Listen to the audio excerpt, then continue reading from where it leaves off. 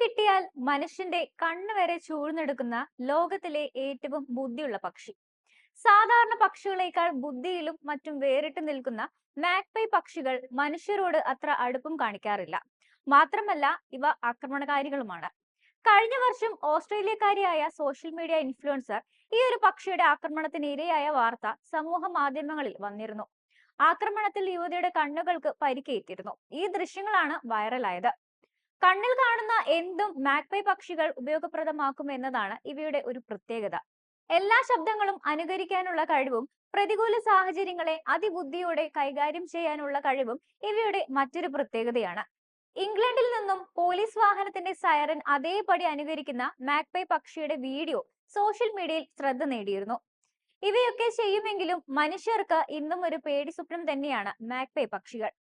Europe, വടക്കേ America, Asia എന്നിങ്ങനെ ലോകത്തിന്റെ പല ഭാഗങ്ങളിലായി വ്യത്യസ്ത ഇനത്തിൽപ്പെട്ട മാഗ്പൈ പക്ഷികളെ കണ്ടുവരുന്നുണ്ട്.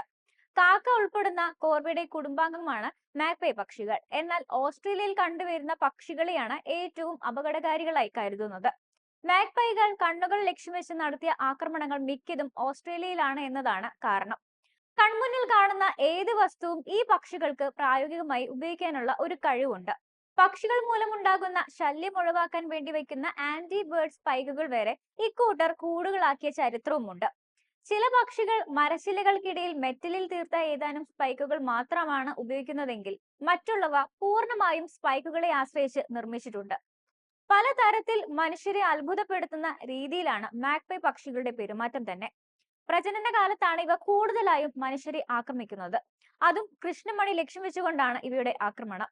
ഓഗസ്റ്റ് മുതൽ ഒക്ടോബർ വരെയുള്ള മാസങ്ങളിലാണ് ഇവയുടെ പ്രജനന കാലം വരുന്നത്. കൂട്ടമായി പോകുന്ന മാഗ്പൈ പക്ഷികളിൽ നിന്നും മാറി നടക്കുന്നതാണ് നല്ലത്. ഓസ്ട്രേലിയയിൽ മാഗ്പൈ സോൺ എന്ന മുന്നറിയിപ്പ് ബോർഡുകൾ വരെ സ്ഥാപിക്കാറുണ്ട്. നടക്കാൻ പോകുന്നവരെയും സൈക്കിളിൽ പോകുന്നവരെയും ഒക്കെയാണ് ഇവ പതിവായി ആക്രമിക്കാറുള്ളത്. ആക്രമണം നടത്തി നിമിഷങ്ങൾക്കുള്ളിൽ ഇവ പറന്നു പോവുകയും ചെയ്യും. വെറുതെ ഇവയെ കണ്ട് ശബ്ദമുണ്ടാക്കിയാലോ പേടിച്ചാലോ ഈ പക്ഷികൾ പ്രകോപിതരാകും. പ്രജനനകാലത്ത് കുഞ്ഞുങ്ങളെയും കൂടിനെയും ആക്രമിക്കുമോ എന്ന തോന്നലാണ് ഇവ അക്രമാസക്തമാകാനുള്ള പ്രധാന കാരണം. ശത്രുക്കളെ ഓടിക്കാനുള്ള മാഗ്പൈയുടെ തന്ത്രമാണ് ഇതെന്നും പറയപ്പെടുന്നു. ഈ കാരണങ്ങളല്ലാതെ ഇവ ഇത്ര അക്രമാസക്തരാകാറില്ലെന്നും നിരീക്ഷണത്തിൽ കണ്ടെത്തിയിട്ടുണ്ട്. കൂടുതൽ ആക്രമണം നടത്തുന്നത് ആൺപക്ഷികളാണ് എന്നും പക്ഷി നിരീക്ഷകർ പറയുന്നു. കീടങ്ങളും പ്രാണികളുമാണ് മാഗ്പൈയുടെ പ്രധാന ഭക്ഷണം.